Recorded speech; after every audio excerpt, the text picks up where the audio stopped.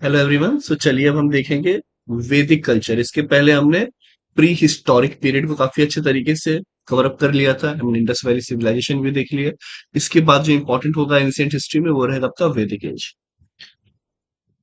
वैदिक एज की अगर हम बात करें तो ये कब से कब तक, इसका टेन्योर क्या था, किस पर्टिकुलर हम टाइम फ्रेम को बोल रहे हैं। अब ये नहीं सोचना कि एक कोई पर्टिकुलर ईयर होगा या कुछ, उससे हम वैदिक एज बोल रहे हैं। लगभग 1500 से लेके 600 बीसी, ये जो टेन्योर होता है ना, इसे हम वैदिक एज कहते हैं। तो नोट डाउन रख सकते हैं, आपको माइंड में रखना पड़ेगा, क्योंकि during India's late bronze age या फिर अर्ली आयरन एज के बीच का ये टाइम है। कौन सा टाइम है? लेट ब्रॉन्ज एज और अर्ली आयरन एज के बीच का टाइम है आपका Vedic age. The period lies between the end of urban Indus valley civilization. तो जब एंड हो रहा था अर्बन इंडस, वर्ड पे थोड़ा फोकस करिए, अर्बन इंडस वैली सिविलाइजेशन का, और एंड दी सेकेंड अर्बनाइजेशन, तो ये था which began in central Indo Gangetic plain around 600 BC.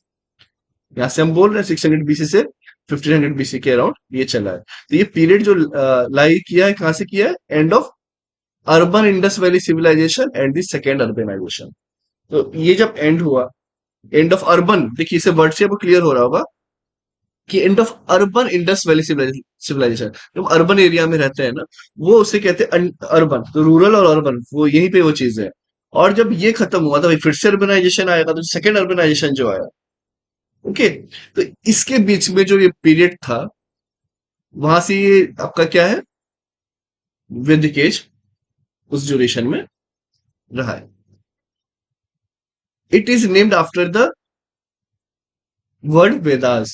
अब वैदिक पीरियड क्यों कहा गया? कि उस समय जो वेदास है वो सब हम कलेक्ट करते चले गए, और फिर उसके बाद जो हमारे पास जितने भी वेद हैं वो वहां से आया। भाई वेद एक दिन में तो नहीं आया, वो साल दर साल, साल दर साल जितने भी हिम थे, ठीक है, अलग अलग जो भी कंपोजर्स थे, जो भी टेक्स्ट थे, उसे एक साथ किया गया। और जो कंपोजर्स ऑफ वैदिक टेक्स्ट, उसे क्या कहा गया? दमसेल्फ उन्होंने कहा आर्यंस, कि वो आर्यंस है। तो अब इस पे एक थ्योरी थी कि आर्यंस कहाँ से आए। तो अब भाई, अब अंग्रेज है उस समय जब ये सब चीजों की खोज हुई, उन्होंने कोशिश किया कि हम इंडिया से कनेक्ट करते हैं। जैसे कि देखिए, ये सब जितने भी लोग हैं ना, आर्यंस लोग हैं, वो यूरोप से आए हैं, रशिया साइड से आए हैं, ठीक है। वो जो है प्योर इंडियन से नहीं है। तो आर्यंस का मतलब क्या है? जो आज के टाइम में जो आप बोलते हैं सनातन धर्म बोलिए, आप हिंदुइज्म बोलिए, हिंदू बोलिए, तो हिंदू वर्ड भी जो आपको अगर पता होगा, तो ये 200-300 साल के पहले इतना प्रचलित नहीं था। ये आया कहाँ से? ये आप जिसके आपका ये हो गया, ठीक है, ये प्यारा भारत है हमारा, ये जस्ट ले लेते हैं, जैसे भी बन रहा है नक्शा। तो अब ये जो एरिया है आपका, इसके इधर यहाँ पे हिंदू कुश पर्वत है, इधर जो है, क्योंकि ये अब यहाँ पे पाकिस्तान भी था पहले हमारा, और अफगानिस्तान का कुछ पोर्शन है, हिंदू कुश पर्वत है। तो इससे इधर आने में ऑब्वियसली तकलीफ होती है। तो इसके कारण अब यहाँ पे क्या कहा गया कि इस पहाड़ के इस तरफ जितने भी लोग होते हैं वो हिंदू है। हिंदू कुश के इधर तो हिंदू, तो वर्ड वो यहाँ से आया, और जो वर्ड दे दिया गया तो उसी में बोल दिया गया कि हाँ सब हिंदू है। तो कल हो कि कोई ये कहे कि भाई मैं मुस्लिम हूँ तो मैं हिंदू नहीं हूँ क्या? ये आप भी हिंदू है। मैं क्रिश्चियन हूं, मैं हिंदू हूं क्या? नहीं, आप भी हिंदू है। क्यों? क्योंकि यहाँ पे अदरवाइज जो धर्म है वो सनातन धर्म कहते हैं। अगर आपको वैसे, अगर आपको कंफ्यूजन है हिंदू धर्म से, वो सनातन धर्म, ठीक है, वो उस पद्धति के हिसाब से हो। बट उन्होंने नाम दिया हिंदू, तो यहाँ पे मेजोरिटी जो थे, क्योंकि वो सनातन फॉलोअर थे, नाम ही पर पड़ गया कि ये हिंदू धर्म के, तो उन्होंने भी हिंदू हिंदू वर्ड दे दिया, ठीक है। तो ये चीज हो सकता है आपको थ्योरी ना पता हो, तो यहां से आपको ये चीज क्लियर हो जाएगी। अब this era is split into early वैदिक, मतलब हो गया आपका 1500 से 1000 के बीच में, और फिर लेटर वैदिक पीरियड, ये हो गया आपका 1000 से 600 बीसी। ओके। अब सोर्स क्या क्या है? स्टडी वैदिक एज, ये है आपका अर्ली वैदिक में क्या आता है? आपका ऋग्वेद। तो ऋग्वेद ही जो है, वो लगभग हमें इतना टाइम लगा उससे कंसोलिडेट करने में। इसके बाद लेटर वैदिक पीरियड। अब आपको लगेगा सर कंसोलिडेट क्यों करना पड़ा, कहाँ से आ गए, क्या चीजें आ गई? अब बात यह है कि पहले तो आप सबने वैसे भी पढ़ा हुआ है, प्री हिस्टोरिक और बाकी चीजें, तो पहले लिखने पढ़ने का तो कुछ था ही नहीं कि हम कहाँ लिखेंगे, क्या लिखेंगे, कैसे लिखेंगे, और वो हर साल दर साल कैसे चलेगा। आज अगर आपने मानिए एक नोट्स बना लिया एक कॉपी में, ओके, तो वो पन्ने कब तक चलेंगे? 100 साल, 200 साल, फिर खराब हो जाएगा। फिर वो किसी और को लिखना पड़ेगा। तो एक टाइम था ना कि जहां से लिखना पढ़ना मेन स्टार्ट हुआ। तो जब वो स्टार्ट हुआ तो फिर लोगों के दिमाग में आया कि नहीं, अब जो है हमें जितने भी हमारे वेद है, जो जो भी इंपॉर्टेंट इंसिडेंट है, वो हमें एक साथ अब लिखना शुरू कर देना चाहिए। उसकी शुरुआत हुई आपके वैदिक एज में। वैदिक एज क्या है? वैदिक पीरियड का है। अब यहाँ पे मतलब ये शुरुआत हुई। अब यहाँ पे हिम मतलब कि जो भी श्लोक्स हैं, पोएम्स हैं, जो भी स्टोरीज हैं, वो सब कुछ अब एक साथ जो है करते लिखने चालू कर दी गई। तो उसी में आया पहले आपका अर्ली वैदिक, जिसमें कि आपका ऋग्वेद आता है। फिर लेटर वैदिक, जिसमें आपका सामवेद, यजुर्वेद, अथर्ववेद और अदर टेक्स्ट आता है। क्लियर? अब back to Vedas. Back to Veda, ये किसने कहा था ये आपको बता नहीं, मॉडर्न हिस्ट्री में है क्वेश्चन। ठीक है, बैक टू वेदास किसने कहा था और क्यों कहा था? आपको ये बताना चाहूंगा कि जो ऋग्वेद है, यहाँ पे कहीं भी कास्ट, ठीक है, इसका मतलब 10 मंडल्स हैं, वो भी 10वां मंडल बाद में ऐड हुआ था। उस मंडल में हल्का फुल्का कास्ट के बारे में लिखा हुआ है।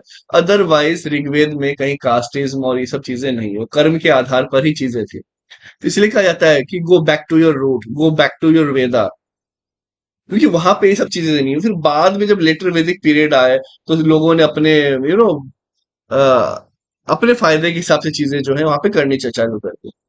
तो फिर वो कास्टिज्म और बाकी इशू आया। लेकिन इसके अलावा भी बहुत सारे देख सकते हैं हम साइंटिफिक नॉलेज और बहुत सारी चीजें आज दुनिया भी फॉलो कर रही है, वो यहाँ पे हमें लेटर वैदिक पीरियड और ऋग वैदिक पीरियड में ये चीजें मिली हैं, अगली वैदिक पीरियड में। ओके। इसके बाद जो है जैन अवस्था, ये जो है ईरानियन, ये भी 14th सेंचुरी बीसी के अराउंड लिखा गया था। ओके, ठीक है। अब थ्योरी, जैसे मैंने कहा ना, आर्यंस वर्ड जब आया, तो ये आर्यंस जो है एक स्पीकिंग क्लास है, लिंग्विस्टिक क्लास है, कि जो एक पर्टिकुलर वे में बोलते हैं, संस्कृत में बात कर रहे हैं मान। तो ये कहा गया कि नहीं, हाँ, ये ना अब ये इनका देखिए थ्योरी क्या बना दी, माइग्रेशन फ्रॉम यूरोप। अब आप भी सोचिएगा कि यूरोप से कहाँ आए होंगे, ठीक है, कि लेकिन इन्हें थ्योरी ऐसी क्यों दे दी कि आर्यंस जो है वो यूरोप से आए? क्योंकि आप उन्हें इंडिया में रहना है, लिंक बना देंगे तो देखिए हमारा और आपका एक ही कल्चर है, ऐसा है, हम आप पे राज नहीं कर रहे, हम तो आए थे वहां से। तो एक वो एक वे था। इसीलिए जो विलियम जोन्स है एंड मॉर्गन है, उनका कहना था कि semi nomadic Aryans migrated to India from eastern Europe, particularly from region north of the Black Sea. Linguistic similarity बताई फिर इंडो यूरोपियन में कि ग्रीक, लैटिन, जर्मन, संस्कृत, ये सब में जो है सिमिलैरिटीज है करके उन्होंने ये सब शो किया। ठीक है। फिर आया सेंट्रल एशियन थ्योरी, लिंग्विस्टिक जो है parallel between Avesta and Iranian text and the Vedas. ये कहा मैक्स मूलर ने।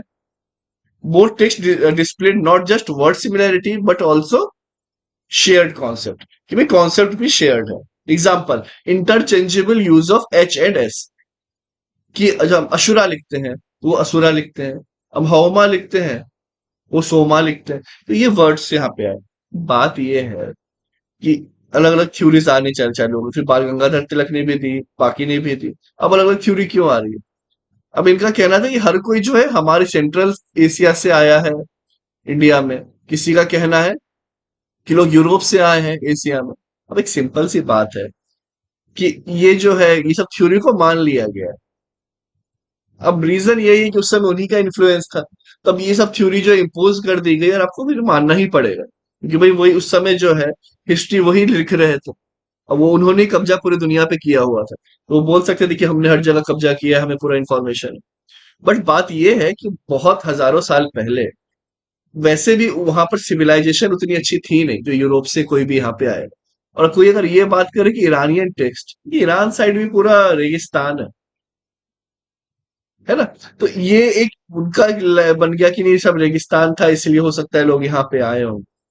सबने अपनी अपनी अपनी थ्योरी बना दी ताकि हम कनेक्ट कर पाए, इंडिया को अपनापन फील कर पाए।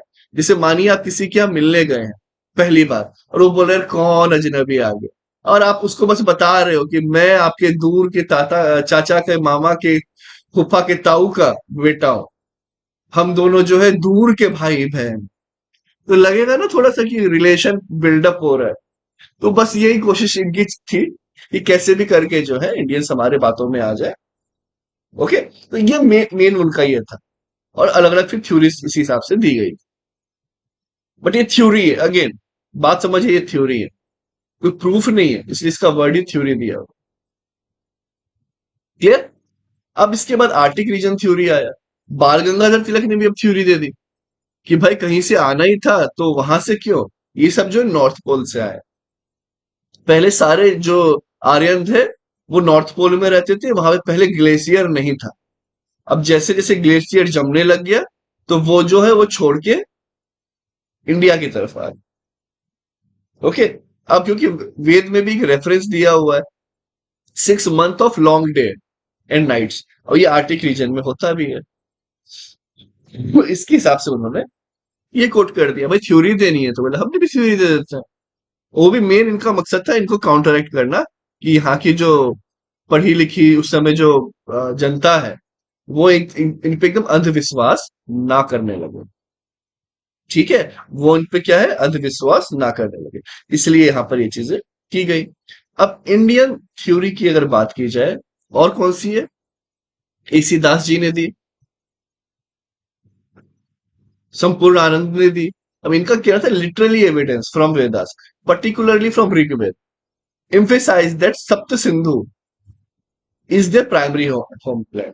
मतलब इनका कहना है कि जब सप्त सिंधु रिवर के आसपास ही ये स्टार्ट हुए, कहीं से माइग्रेट वाइग्रेट होके नहीं आए। तो ये कहीं ना कहीं जो है हम मान भी सकते हैं। ठीक है, क्योंकि इंडस वैली सिविलाइजेशन भी यहीं पे थी, उसके बाद ये चीजें आई हैं। अब यहाँ पे कहा गया कि linguistically Sanskrit with its vast array of original Indo-European terms suggest a closer relationship to the ancestral Aryan language other than आपका यूरोपियन लैंग्वेज। ओके। अब जो रिचुअल्स थे, जो भी हम विधि विधान रिचुअल्स कहते हैं, विधि जो हम बोलते हैं, in the Vedic text reflect practices rooted in India. कि अब देख रही है फूल पत्ती जो भी हम चढ़ाते हैं, रिचुअल्स, ये कहीं ना कहीं जो हमारे भारत देश में जो हम करते हैं, हम नेचर से जो इतने कनेक्टेड है, वो रिचुअल्स जो वो रिफ्लेक्ट करता है ये वैदिक टेक्स्ट। तो वही कहते हैं कि रूटेड इंडिया में ही है, कहीं और से नहीं आएगा। क्लियर। ये आपको समझ में आ गया होगा यहाँ से कि भाई 1500 से 600 तक जो है ये वैदिक एज कहा गया है। इसके बाद अर्ली वैदिक में ऋग्वेदिक की बात की जाएगी, ऋग्वेद की, इसके बाद लेटर वैदिक पीरियड होगा जहां पे हम सामवेद यजुर्वेद अथर्ववेद ये सब आएगा। ओके। अब अलग अलग थ्योरीज जो है वो यहाँ पर दी हुई है, जो कि हमने यहाँ पर डिस्कस कर लिया है। इसके बाद अब बात आती है अर्ली वैदिक पीरियड है, ऋग वैदिक पीरियड की, जो कि यहाँ पर हमने डिवाइड किया है। ये एक सही वे होता है स्टडी करने का। आप इसे रट के बैठिएगा कुछ नहीं हो पाएगा। तो आपको एक प्रॉपर एक चैनलाइज करना, आपको एक प्रॉपर फ्रेमवर्क में जाना, अदरवाइज हिस्ट्री में पढ़ेगा लगेगा कि बहुत बड़ी है। अब हमने प्रॉपर पढ़ा वहां पे प्री हिस्टोरिक, अब इधर ये इंडस वैली सिविलाइजेशन, फिर हम वैदिक पीरियड भी देख रहे हैं तो उसको इस तरीके से ब्रेक कर रहे हैं।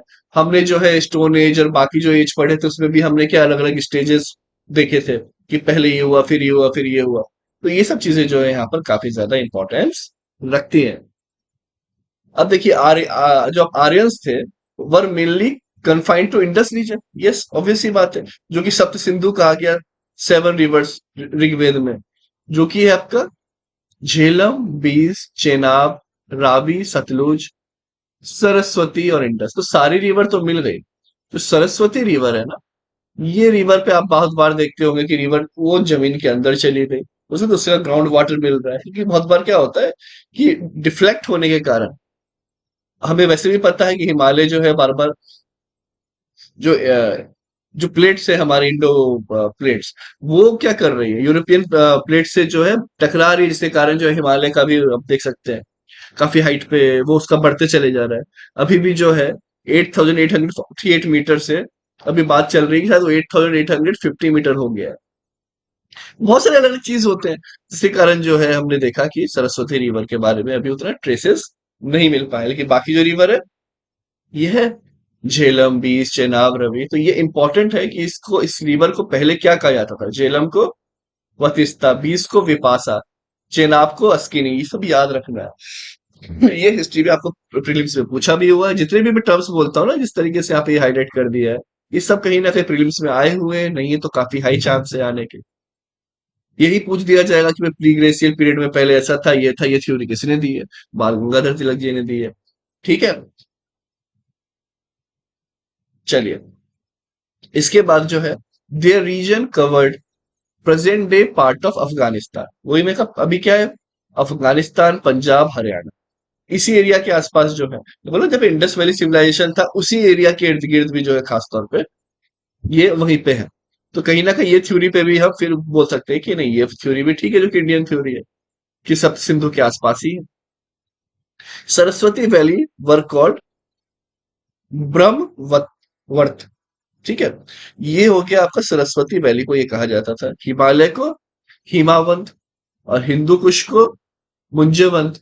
तो ये आपको यहाँ पर याद रखना, प्रीलिम्स के लिए सब काफी इंपॉर्टेंट हो जाता है। आपको दे देगा मैच द फॉलोइंग, सरस्वती को इसके साथ मैच करा देगा, किसी को किसी के साथ करा देगा, तो आपको ये याद रखना है कि सही आप कर पाए।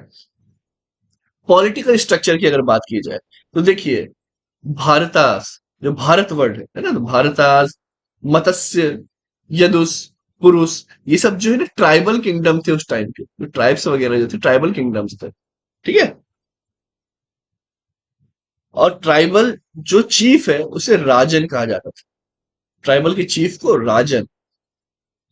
वो था आपका प्रोटेक्टर ऑफ हिज ट्राइब। उसका काम था कि उसकी ट्राइब की प्रोटेक्शन करना, जैसे राजाओं का काम होता है ना, वैसे ही। तो ट्राइबल चीफ राजन था, उसे राजन कहा जाता था, जो कि प्रोटेक्टर ऑफ ट्राइब था। सेफ गार्ड करता था, कैटल को भी सेफ गार्ड करने का काम था। Lending Wars, sorry, leading Wars, Wars के समय भी जो लीड करता था, परफॉर्मिंग रिलीजियस ड्यूटीज और काफी कुछ। तो काफी रिस्पॉन्सिबिलिटीज थी। जैसे हम देखते हैं ना, आज के टाइम में भी अगर आप देखिएगा कि बहुत सारे इंपॉर्टेंट डिसीजंस जो होते हैं, वो प्राइम मिनिस्टर के हाथ में होते हैं, चाहे वॉर रिलेटेड हो, अभी यहाँ पे कैटल हो, चाहे कुछ भी हो, मतलब एक हेल्थ के बारे में ध्यान देना, रिलीजियस ड्यूटीज निभाना है। तो वही सब जो चीजें हैं, वहां पे पॉलिटिकल स्ट्रक्चर जो था उस समय, इस तरीके से था। ट्राइबल किंगडम्स वगैरह थे, और ट्राइबल चीफ जिन्हें राजन कहा जाता था। ठीक है। अब tribal chief was also called gopati और गोपा। क्यों कहते थे गोपा या गोपति? क्योंकि वो प्रोटेक्टर ऑफ काउज थे। तो प्रोटेक्टर ऑफ काउज को गोपति या गोपा कहा जाता था। भाई, काउज तो बहुत इंपॉर्टेंट थे। वो सिर्फ आपको सिर्फ मिल्क दे रहे हैं, जिससे से आपका जो है पूरा पालन पोषण हो रहा है, उसी से आपका बटर, बाकी चीजें मिलती है। ओके। तो ये काफी ज्यादा इंपॉर्टेंट था आपके न्यूट्रिशन, आपके खाने के लिए। फिर and the queen was called mahishi. तो चीफ गोपा, ये आपका गोपति, और ये महिषी। ठीक है। The Kings position appeared hereditary. मतलब हेरिडिटरी ही था, कि अभी ये बनेगा, फिर उसका बच्चा बनेगा, फिर उसका बच्चा बनेगा। लेकिन कुछ ट्रेसेस ये भी पाए गए जहां पर ट्राइबल का इलेक्शन होता था, ट्राइबल असेंबली द्वारा। अब सोच लीजिए, आज जो हम बात करते हैं असेंबली की, या दुनिया को जो डेमोक्रेसी वर्ड दिया हुआ है, किसने दिया? हमारे भारत में बहुत प्राचीन समय से हो, तब भी असेंबली हुआ करती थी। ठीक है। जिसे समिति कहते हैं, were present to exercise check. मतलब जो भी चीजें हो रही है, जो भी पावर है, वो ट्राइबल असेंबली ये करेगी कि हाँ, इससे ये मिलना चाहिए, उससे वो मिलना चाहिए। हालांकि हेरिडिटरी होते थे, बट अब होता है ना कि भाई बहुत बार किसी के वंशज ही ना बचे, कुछ ना बचे, तो भी ट्राइबल असेंबली काम करेगी कि अब ये न बने। जैसे अब देखिए, अनफॉर्चुनेट, अगर मैं अभी रियल टाइम एग्जांपल बताऊं, कि भाई देश की सही किंग जो है, आप सभी मानेंगे कि वो रतन टाटा है, या फिर बाकी जो जमशेदजी टाटा है, वो सब एक्चुअल किंग है ना, जो किंग मेकर है, जो देश को जो एक्चुअल लेवल पे डेवलप किया है। अब वो अनफॉर्चुनेटली अगर हमारे बीच में नहीं रहे, तो अभी तो ऑब्वियस सी बात है, टाटा ससुर के बच्चे होते वही कर लेते, बट उन्होंने भी क्या, एक तरीके से इंटरनल वे बनाया है, असेंबली की तरह, कि अब अगला सीईओ कौन होगा, अगला ये कौन होगा। तो एक प्रोसेस बना दी है कि अगर कोई ना हो, तब तक हम इसके थ्रू जाएंगे। उसके बाद कोई एक नया आ गया, और फिर अगर हेरिडिटरी जरूरत पड़ेगी तो देखा जाएगा। मतलब मैं ये बिल्कुल नहीं बोल रहा हूँ कि उनके बिल में क्या लिखा हुआ है, उनने किस तरीके से किया है, बट एक एग्जाम्पल के तौर पे बस मैंने आपको बताया है। ठीक है। कि यहाँ पर हेरिडिटरी भी है, साथ में ट्राइबल मतलब एक असेंबली भी है। ओके। अब जो है, a formal judicial system was absent. तो एक फॉर्मल जुडिशियल सिस्टम नहीं था, with no specific offer for administrating justice. तो ऐसा कुछ नहीं था कि जस्टिस और एक, तो अब इससे ये भी समझ सकते हैं कि उस समय ये नहीं था कि सिस्टम बनाना रही है, लोकल लेवल पे ही जो है लोग अपना ये कर लेते प्रॉपर, इसे सिस्टम फॉर्मल लेवल पे नहीं। ठीक है। अब जो इस जो स्पाइसेस हैं, जो आपके जासूस हैं, उनका काम होता था कि जितने भी चोर उचक्के लोग, जो चोर लोग हैं, और वो खासतौर पे क्या करते हैं, आपके काऊ को स्पेशली चोरी करने की कोशिश करते हैं, उन पे नजर रखनी कि ऐसा कहीं ना हो पाए। तो ये वहां के जो स्पेस थे, ये उनका काम था। ठीक है, कि भाई नजर रखना है कि कोई इस तरीके से चोरी ना कर ले कोई। ठीक है, तो इतना इंपॉर्टेंस था। अब ये दिमाग में रखना है, उस समय इतना ज्यादा इसका इंपॉर्टेंस था काउस का। अब ऑफिशियल टाइटल्स की बात की जाए तो didn't directly signify territorial administration. ये ऐसा नहीं बोलते थे कि हम जो है इतना इलाका हम इसमें राज कर रहे हैं, all something, but some roles were territorially anchored. Some official title worth कुछ था ऐसा। ऐसा भी नहीं है कि टेरिटोरियल भी ज्यादा कुछ नहीं था। बाद में हम जिस तरीके से देखते हैं कि किंगडम आया, ये आया, ये मेरी टेरिटरी है, ये वो चीजें नहीं थी। पर हाँ, कुछ टाइटल्स वगैरह जरूर दे दिए गए थे, जैसे पुरोहित, like motivated tribal chief and praised their deed in return for rewards in cows and slaves। तो ये पुरोहित वगैरह हुआ करते थे कि भाई उन्हें जो रिवॉर्ड में काव और स्लेव्स ये मिला करते थे। फिर सेनानी, ये स्किल्ड इन वेपनरी, और ये जो है आपके साथ में सेनानी क्या थे, चीफ ऑफ द आर्मी। ये आपको याद रखना है। ये हुआ करते थे, तो एक टेरिटोरियली आप कहीं ना कहीं कोशिश करिएगा ना कि मेरे एरिया के अंदर ना आए। भले वो टेरिटरी, हम ये नहीं बोलते थे कि हम यहाँ के राजा ही हैं, लेकिन ऑब्वियस सी बात है, एक समझिए ना, आप ये अगर आप कभी घर में रह रहे हैं, आप ये नहीं बोलिएगा ये मतलब ठीक है, अब रजिस्ट्रेशन है, घर है आपका, अलग चीज है, लेकिन आप यहाँ के महाराजा है, फलाना है, यहाँ पे हमारा अधिकार है, यहाँ पे हमारा कानून चलेगा, आप ये सब नहीं बोलेंगे। जो आए जाए अच्छी बात है, लेकिन कोई अगर मेरे घर पे हमला करता है, तो उसके लिए मैंने 4 बंदूकें रखी हुई है मेरे घर में, उड़ा दोगे। ठीक है, तो वो चीजें होती हैं। वहीं से ये बात है कि भाई इसीलिए हमें पुरोहिता, सेनानी, हर एक चीज। फिर व्रजपाती। व्रजपाती जो है in charge of pasture grounds, officers who control the territory. Further they led the kulapas, head of families. ये याद रखना, कुलापास के हेड ऑफ फैमिली, और the gramanis, leaders of fighting unit into battle. Clear. तो ये जो पेस्चर ग्राउंड है, जहाँ पे कि आप चरा सकते हैं गाय वगैरह को, ये उसके जो है इंचार्ज हुआ करते थे कौन, व्रजपति, या फिर officer who control the territory. ये सब किस में आते थे, व्रजपति इन्हें कहा जाता था।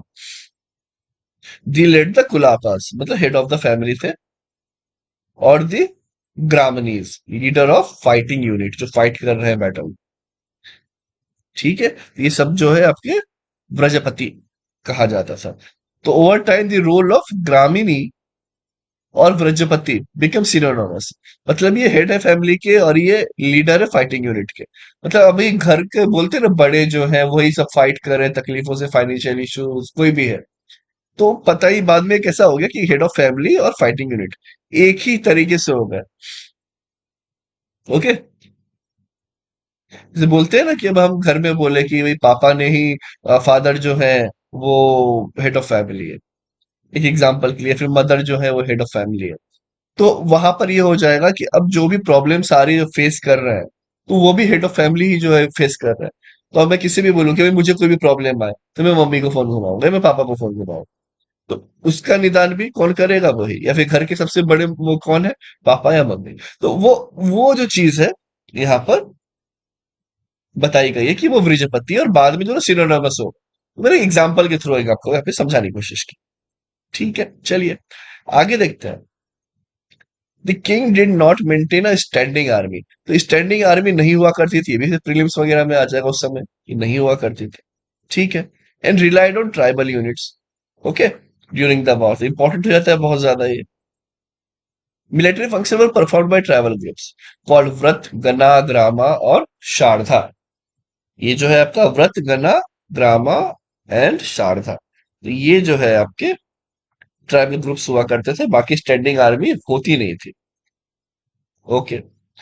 अब सोसाइटी पे अगर हम बात करें तो देखिए, initially society was differentiated based on colour. ये जो आर्यंस थे ना, वो थोड़े से फेयर स्किन्ड थे। अब इसका रीजन क्या है? देखिए, ज्योग्राफिकल रीजन है। अगर हम ये देखें, ये रहा हमारा प्यारा भारत, यहाँ ना कहीं से इक्वेटर जाता है। ओके। तो जहां से इक्वेटर जाएगा वहां पे सन जो है आपका डायरेक्ट पड़ेगा उसका हिट। ओके। और यहाँ पे जो हीट है डायरेक्ट ना पड़ते हुए इनडायरेक्ट पड़ेगा, जैसे सामने से ना आके। तो अब इसीलिए ये सब एरिया में क्या होता था, लोग गोरे होते थे। आप ये हल्का सा नोटिस करिएगा, हिमाचल हो गया, पंजाब हो गया, हरियाणा हो गया, यहाँ से जो है वो हल्के गोरे होंगे। कश्मीर हो गया, काफी गोरे। अब साउथ में जाने लगिएगा, तमिल या फिर आप आंध्रा, ये सब जो आप देखिएगा ना, साउथ में केरला, तो यहाँ पे जो है आपको हल्के ब्लैक स्किन दिखेंगे। तो मेन एक तो ज्योग्राफिकल फैक्टर है उसको, कि इसके कारण जो है ये यहाँ पर इनके कलर का डिफरेंस होता है। लेकिन वहां पर अब इनने थ्योरी भी अलग अलग बना रखी थी कि भाई यहाँ से आए वहां से आए इसलिए गोरे हैं। बट वहां के लोग वैसे भी होते हैं, क्योंकि आप ज्योग्राफिकल फैक्टर आपको मैंने वैसे ही बता दिया। ठीक है। तो ये आर्यंस जो है ये फेयर स्किन्ड होते हैं, और जो नॉन आर्यंस है वो darker and spoke a different language. तो यहाँ पे संस्कृत से और इससे ऐसे करके अलग कर दिया गया। तो अगर उस हिसाब से कहा जाता है कि जो एक्चुअल इंडियन है वो नॉन आर्यंस, समझ रहे, जो यहाँ के इंडिजिनस है, यहाँ के लोग जो हैं, जो ट्राइब्स वगैरह। ठीक है। ओके। अगेन थ्योरी है। अब सोसाइटी जो थी ये इगैलिटेरियन थी, और सबको बराबर मौका मिलता था, चाहे वो मेन हो वुमेन हो। इसलिए कहते हैं ना back to Vedas, not caste driven. Caste वगैरह ऐसा कुछ सिस्टम था ही नहीं। ऑक्यूपेशन जो है बर्थ से डिटरमाइंड नहीं होता था, वो कर्म से डिटरमाइंड होता था, जो भी आप काम करो। ओके। आपको कुछ टेक्निकल वर्क करना है आप टेक्निकल करिए, आपको अगर डिफेंस में जाना है डिफेंस में जाइए, आपको जो करना है करिए। ठीक है। तो अब कोई काम बड़ा छोटा नहीं, वो अपने इसके हिसाब से होता था। और absence of strict social hierarchy, तो वैसे कोई सोशल हायरार्की नहीं बनी हुई थी। ठीक है। तो उसका एब्सेंस था, काफी इंपॉर्टेंट हो जाता है कि भाई ये ऋग्वैदिक पीरियड में ऐसा था या नहीं था। तो ये ऐसा था। ओके। वरना हम क्या सोचते हैं, वेद में तो बस यही लिखा हुआ है ये सब चीज के बारे में, कि सोशल हायरार्की है, कास्ट पे अलग अलग जो है बटे हुए हैं। बट ऐसा कुछ शुरू में नहीं था, बाद में जो है उसे मैनिपुलेट जो किया गया, उससे जो है इम्पैक्ट आगे जाके पड़ने लगा। ओके। बट आज के टाइम में अगेन फिर हम ये सब जो भी गलत चीजें थी वो हम सब खुद जो है उसे कहीं ना कहीं बाइकआउट कर रहे हैं, दूर वो सब चीजों से हो रहे हैं। तो जो वर्णा सिस्टम है ना, वही जो मैं आपको बता कि वो 10th मंडल में आया ऋग्वेद के, at the end of Rigvedic period. समझ रहे हैं? पहले था भी नहीं, एंड में आया। And it mentioned only in Purusha Sukta. ये सिर्फ इसी में बताया गया कि 10th मंडल ऑफ ऋग्वेद में ये चीज है। ये आपको हल्का सा याद रखना है। अब देखिए, Rigvedic people were familiar with slavery. तो जो स्लेवरी वगैरह जो होता है ना, उससे फैमिलियर थे। But they were mainly women slaves used for domestic purpose and not for agriculture. ये भी इंपॉर्टेंट हो गया कि जो स्लेवरी थी भी तो उसमें जनरली वुमेन होती थी, वो भी क्योंकि वो घर के काम या दासी जो होते हैं ना, उसके लिए यहाँ पे रहे, कि कोई दूध धो रही है, कोई साफ सफाई कर रही है, ये सब के लिए जो वुमेन स्लेव होते थे, लेकिन एग्रीकल्चर रिलेटेड नहीं रहते। ठीक है। ये स्लेव्स वगैरह जो थे एग्रीकल्चर रिलेटेड नहीं थे, तो ये आपको याद रखना है। बाकी उस समय एविडेंस है कि क्रियल्स वगैरह भी थे। ओके। ये जो है आपका क्रियल्स वगैरह उस समय थे। As a gift was rare, but evidence of land as a gift was absent.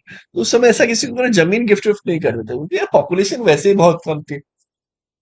जमीन पूरी पड़ी हुई थी, क्या ही गिफ्ट करते रहिएगा। तो ऐसा उसको ये गिफ्ट सिस्टम नहीं था कि जिस चीज की वैल्यू ही ना हो आप क्या गिफ्ट करें। ओके, जो कि बहुत ज्यादा प्लेंटी में है आज के टाइम में, कोई थोड़े भी लैंड गिफ्ट कर दे फिर, है कि नहीं, कितनी बड़ी बात हो जाएगी। अब देखिए, सेवरल फैमिलीज फॉर्म द विस और क्लैन। तो फैमिली जो है उन्हें क्लैन अपना अपना बना लिया। मल्टीपल विस कंस्टिट्यूटेड जना। तो उस क्लैन से जो जना बना, जो कि लार्जेस्ट सोशल यूनिट है। इसके बाद जो टर्म है जना या विस, अकर इन ऋग्वेदिक एज जनपदा। ठीक है, but janapada is nowhere mention in the Rigveda text. तो ऋग, तो जना और विस तो है, अकर है ऋग्वेद में, लेकिन जनपद ये कहीं नहीं लिखा हुआ ऋग्वेदिक पीरियड। ठीक है। मैरिजेस जो था बेसिकली वो मोनोजेनस था, कि एक इंसान, एक आदमी एक औरत से शादी करेगा। बट पॉलीगैमी कहीं ना कहीं ऑब्जर्व की जाती थी, कि जहां पर राजा महाराजा वगैरह है तो वो सब करते थे। ठीक है। लेकिन जो सोसाइटी है वो पैट्रिशियल थी, कि बोला जाता था कि मुखिया जो है वो मेल है। ऐसा कुछ नहीं है कि नहीं था। लेकिन इक्वल अपॉर्चुनिटी दी जाती थी। तो ये आज के टाइम में अब मैं भी कह सकता हूँ कि हाँ, मेरे घर में जो मुखिया है पापा जी है, बोल दिया मैंने। बट अपॉर्चुनिटी की बात की जाए तो मैं यहाँ पे, भाई मैं इंजीनियर हूँ बाय प्रोफेशन ना, I am doing my work in MNC, साथ में मैं ये पढ़ा रहा हूँ। तो घर से सपोर्ट है डेफिनेटली। पर दूसरी तरफ ये नहीं है कि जो एक सिस्टर है उसके साथ होगा, उससे और बढ़ा चढ़ा के, she is doing MBBS from abroad. तो वो आउटसाइड इंडिया जो है वहां से वो एमबीबीएस कर रही है। तो ये अपॉर्चुनिटी की बात है। समझिए, कोई बुरी बात नहीं होती कोई एक मुखिया है, और ये कि मुखिया का मतलब क्या, रिस्पॉन्सिबिलिटी। अब अभी अगर आप मानिए बस यूपीएससी की तैयारी कर रहे हैं, ना नौकरी कर रहे हैं ना कुछ कर रहे हैं, ये कल हो कि आपको घर का मुखिया बना दे, तो आपको लगेगा यार, चलिए लड़की आपको मुखिया बना दे, इसका मतलब है कि आप पूरा पालन पोषण करिए पूरे फैमिली का। बोला तो ये नहीं है कि अब मैं बैठ के सिर्फ तैयारी करूंगी, ये नहीं हो पाएगा वहां पर। आपको जो है अब उनके लिए कमाना पड़ेगा। आप कहीं वर्क करिए, आप आईटी कंपनी में करिए, कहीं वर्क करिए, तो आपको करना पड़ेगा उस रिस्पॉन्सिबिलिटी के साथ, फिर आपको यूपीएससी निकालना। तो मुखिया दिखता है कि अरे वो ऐसा है, बट वो रिस्पॉन्सिबिलिटी की बात होती है। इनफैक्ट आज के टाइम में आप जाइएगा पंचायत में, तो जो सरपंच वगैरह, जो जो मुखिया जो हम कहते हैं, सबसे ज्यादा वुमेन है, मोर देन 50%। जी हाँ, आप गूगल करके देखिएगा। ओके। क्योंकि हमारी मेंटेलिटी बना दी जाती है कि मेंबर ऑफ पार्लियामेंट में इतनी ही वुमेन है, मेंबर ऑफ लेजिस्लेटिव असेंबली में इतनी है।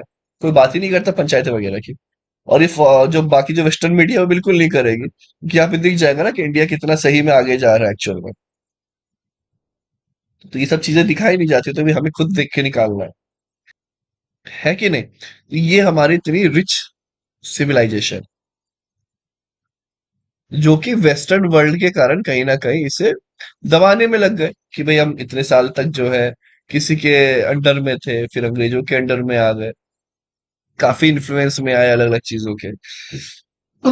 और जो यहाँ का कल्चर है बाकी दुनिया में मेनली इसलिए भी उतना नहीं फैला कि हमारे पास रिसोर्सेस की कमी ही नहीं थी कि हम कहीं और जाएं। है ना, जब आपके पास बहुत रिसोर्सेज है तो आप क्यों ही कहीं जाइए। तो ये जो चीजें थी, बट ये आपको यहाँ पर याद रखना है कि आपके मेंस में भी यू कैन कोट। आप अगर कहीं आज के टाइम मॉडर्न सोसाइटी की भी बात कर रहे हैं तो भी आप ऋग्वेद का एग्जांपल दे सकते हैं, लेकिन उस समय भी ये सब चीजें थी। तब भी जो है वुमेन्स पोएट हुआ करती थी, अपाला, विश्वसुरा, घोषा, लोपामुद्रा। तो ये सब जो थी, वुमेन जो थी वो पोइटिस थी। अब प्रैक्टिस लाइक चाइल्ड मैरिज, सती, ये सब पर्दा सिस्टम नहीं हुआ करता था। कितनी बड़ी बात है। क्योंकि जो शादी की जो एज थी वो 16 से 17, आज ही 18 है इस बार, है कि नहीं अभी के टाइम पे। तो चाइल्ड मैरिज भी नहीं था, सती भी नहीं था, पर्दा भी नहीं था। तो ये समझने वाली बात है। ये सब चीजें जो है बाद में आने लगी। और जो सती वर्ड बोलते हैं ना, ये सती वर्ड बहुत गलत चीज है। सबको समझ ही नहीं आता कि सती क्या है, सती क्या है। कि सती में सबको क्या लगता है कि अगर किसी का हस्बैंड की डेथ हो गई, अनफॉर्चुनेटली युद्ध लड़ रहा है या बाकी चीजें हो रही हैं, तो उसकी पत्नी को जला दिया जाता था। ये सती है। सती एक्चुअली में जो है, जो माता सती है, जब शिव जी की वहां पर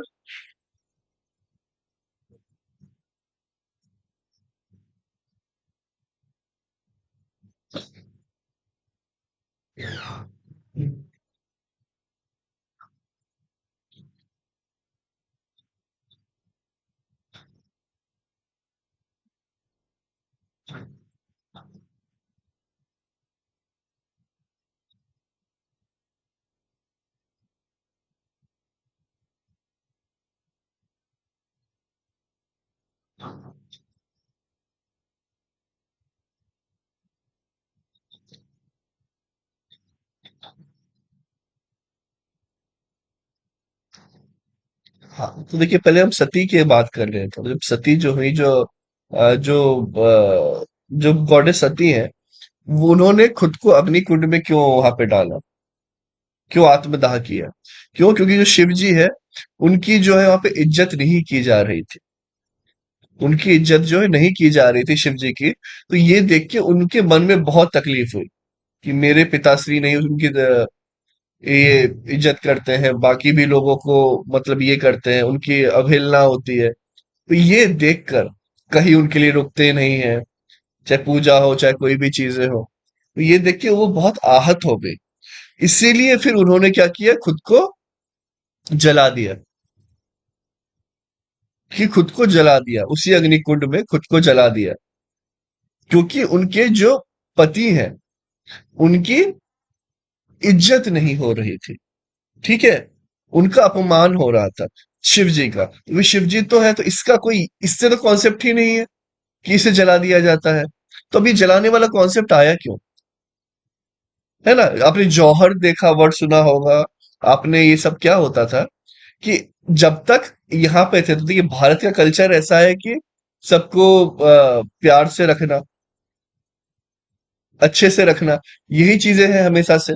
लेकिन जब फॉरेन इन्वेडर्स आए, तो उन्होंने क्या किया? जब फॉरेन इन्वेडर्स आए हमारे देश में, तो बहुत ही ज्यादा वहां पे कत्लेआम होने लगा। ऑब्वियस सी बात है, लड़ाई होगी तो डेथ होगा। उसके बाद जो है वहां पे जो यंग मैन है उनकी डेथ हो गई। तो जो वुमेन वगैरह है, अब उनको क्या करना था? देखिए सही गलत वो तो अब बात की बात है। लेकिन जो एक्चुअली में हुआ कि आपको क्या करना है कि इस देश से घुलना मिलना है, आपको जो है हिंदुस्तान से घुलना मिलना था। तो उन्होंने क्या किया कि चलो हम यहाँ के ना लोकल लोगों से शादी कर लेते हैं। कुछ शादी करने के लिए तो भाई कोई किसी की विधवा है, जबरदस्ती मार के जबरदस्ती शादी कर ली कि धीरे धीरे जो है हम इनसे ये हो जाएंगे। फिजिकल असॉल्ट होने लगा, सेक्सुअल अब्यूज होने लगा। तो ये हो गया कि अब अगर मेरा पति जो है वो नहीं रहा, आपने पद्मावत मूवी भी देखी होगी, उसमें एक झलक मिलती है। तो ऐसा बहुत हुआ। ठीक है? तो बाद में ये हो गया कि अब अगर इसका पति मर चुका है, तो हो कल होके जो है राजा या उसके कोई सिपाही जो है इसे ले जाएंगे, और हमारी इज्जत जो है घर की, जो हमारी घर की इज्जत है, वो ऐसी नीलाम हो जाएगी। इस डर से जो है वहां पे ये सती प्रथा जो है यहाँ पे शुरुआत हुई। पहले भी नहीं था। सती का मतलब ऐसे ही आपको बता दिया कि सती माता जो है शिव जी के की इज्जत ना होने के कारण, उनका अपमान होने के कारण बार बार उन्होंने खुद को अग्निकुंड में डाल दिया। ठीक है? तो ये तो शिव जी तो ऑब्वियस सी बात है, वो तो है ही हमेशा के लिए, अनंत तक। तो बात वहां पे थी ही नहीं कि पति की डेथ के कारण यहाँ पे किया जा रहा है ये पूरी थी जी, नहीं। सच्चाई ये है कि जितने भी फॉरेन इन्वेडर्स आते चले गए, उसके कारण क्या हुआ? अगेन, आप पद्मावत एक मूवी देख ले, है ना? तो इससे आपको एक आइडिया भी लग जाएगा, वहां पे जौहर समझ में आएगा आपको कि एक साथ 200-300 महिलाएं जाके अपनी जान दे देती, उन्हें पता है कि अब आके उनके साथ क्या होगा। इज्जत लूटी जाएगी, बलात्कार किया जाएगा, हर इंसान को एक एक औरत दे दी जाएगी कि जाओ ये तुम्हारा इनाम है। तो ये इस तरीके से जो है चीजें की जाती थी। तो उसके बाद उन्होंने कहा कि जब उनकी डेथ हो जाए तो हम भी उन्हीं के साथ चले जाएंगे, क्योंकि ये तन मन आत्मा सब उनकी है। तो ये तकलीफ के कारण हुआ। नहीं तो वरना आप देखिए पहले जो है आपका विडो रीमैरिज तक होता था, है ना? विडो रीमैरिज तक होता था, ये भी आपको यहाँ पे पढ़ाया हुआ है। तो जहाँ पे रीमैरिज हो रहा है, सब कुछ हो रहा है, वहां पर ये सती की जैसी चीजें आएगी ही क्यों? ओके। तो पहले यहाँ पे हर एक चीज वैसे हुआ करती थी। अब आज के टाइम में आपको नहीं दिखेगा कि अगर किसी की डेथ हो गई है तो फिर से उसका क्या करना चाहिए। आप ये कहे कि उसे सती कर देना चाहिए, जो वर्ड बोलते हैं। जी नहीं, अब नहीं होता, क्योंकि अब वो सुरक्षित है।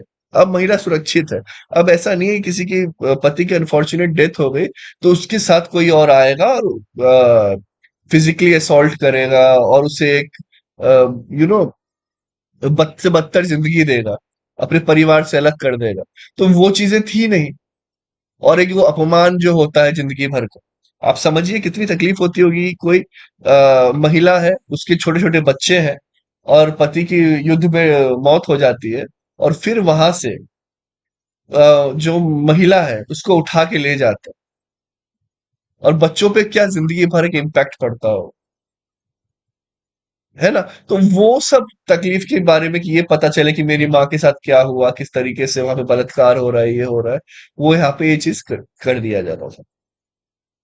समझे। तो ये सब था, बहुत तकलीफ थी, बहुत सारी चीजें थी। तो वो जो गंदगी है, सही बात है, सब गंदगी है कि किसी इस तरीके से जला देना, ये करना, वो आती चली गई, मजबूरी थी। लेकिन अब वो मजबूरी को दूर किया गया। तो ये सब आपको पता होना चाहिए, है ना। इंस्टीड ऑफ कि देखो यहाँ पे ये कोई आके अगर आपको बोल दे क्यों ऐसा हुआ है, तो उन्हें भी आप बताइए कि भाई ये रीजन है, तो हमें आके आप सब ना बताओ क्या हुआ है क्या नहीं हुआ। ठीक है। अब इसके बाद देखते हैं, though trade and commerce were limited, the barter system was prevalent. Trade commerce बहुत ज्यादा नहीं होता था पहले, कि बार्टर सिस्टम था कि यार मैं ना थोड़ा सा आपको गेहूं दे देता हूँ, उसके बदले आप तुमको थोड़ा दाल दे दो, ये इसको बार्टर सिस्टम बोलते हैं। विद काउ बीइंग अ की ऑफ एक्सचेंज, कि मैं आपको एक गाय दे देता हूँ, उसके बदले जो आप मुझे ये चीज देते हो, तो ये बार्टर सिस्टम होता था। ऐसा नहीं कि बहुत ज्यादा हाई बिजनेस या फिर कॉमर्स प्रिवलेंट था उस समय, लेकिन फिर भी ये चीजें होती थी, तो ये पता होना चाहिए। देखिए हो सकता है कि मैं बहुत डायरेक्ट वे में बोलता हूँ, कि काफी फीमेल्स भी जो है पढ़ रही हैं, बट ये जो चीजें होती है ना, वो वैसे ही एज इट इज ना जानना जरूरी है, कि तभी आप इस सोसाइटी को समझ पाइएगा, कैसे चीजें आई हैं, कौन किस ट्रॉमा से गुजरा है। क्योंकि जब तक आप वो नहीं समझेंगे, क्योंकि आज अगर कोई चेंजेस आ रहे हैं तो क्यों आ रहे हैं, तो वो एक हर एक हिस्ट्री, उसके बारे में ये सब ऐसे जानना जो होता है जरूरी होता है। ठीक है।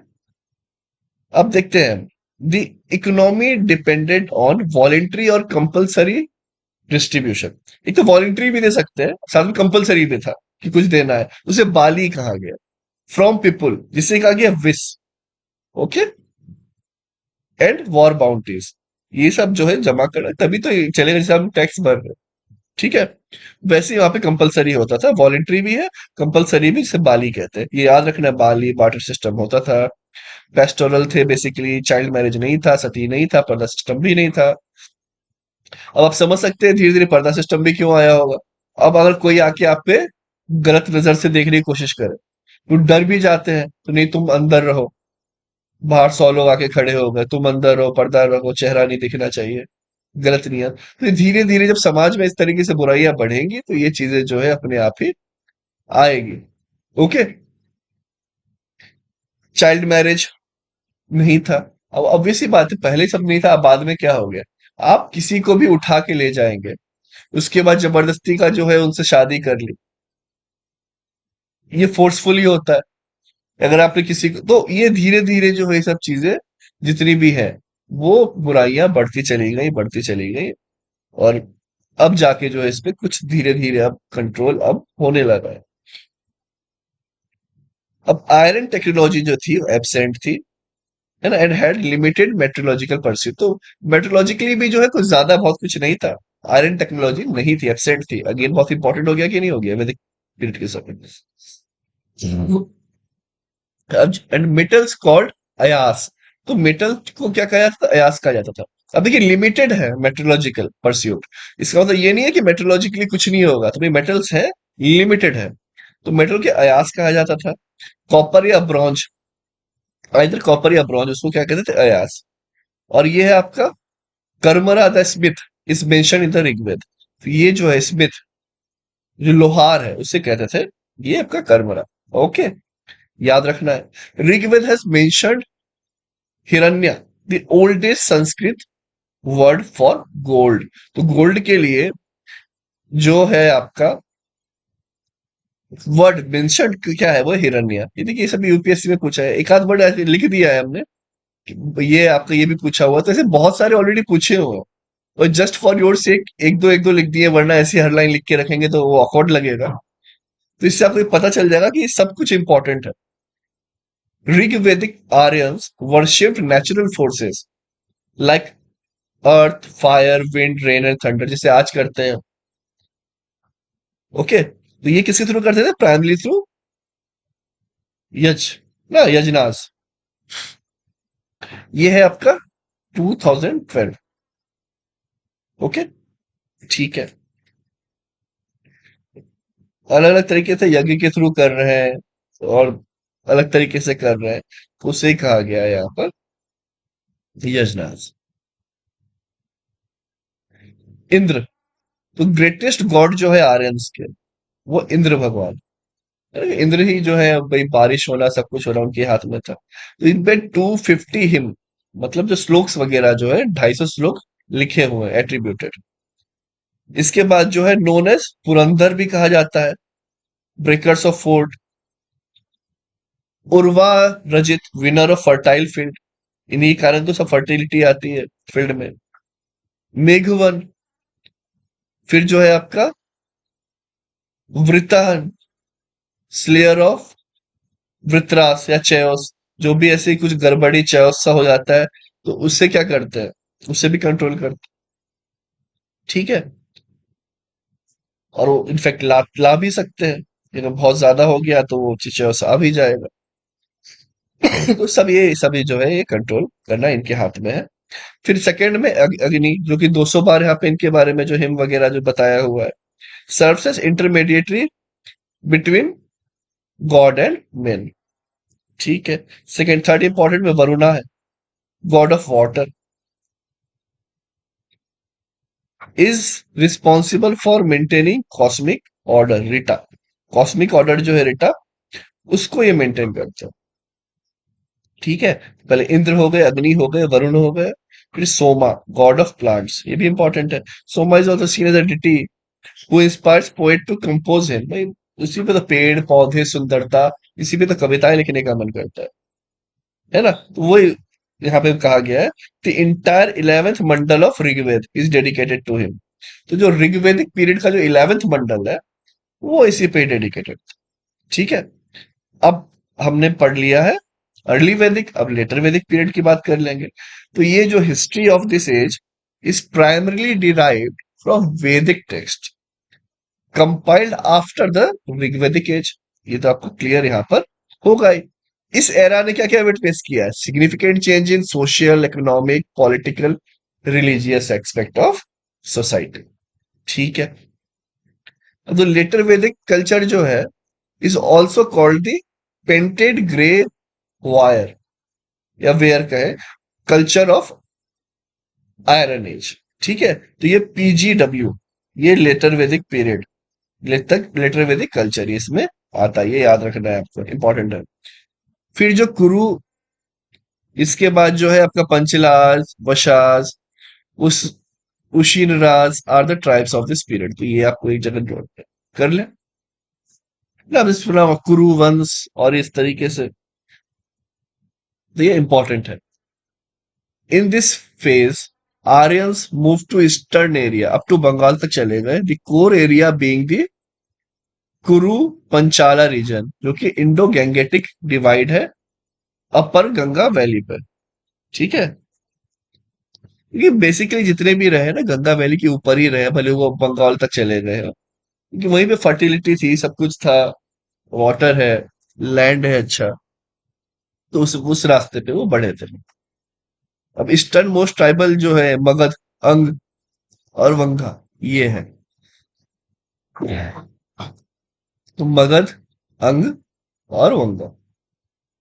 लेटर वैदिक टेक्स्ट नहीं, इसे आपको महाभारत से रिलेटेड लग रहा होगा, मगध, अंग, या कि नहीं, कुरु।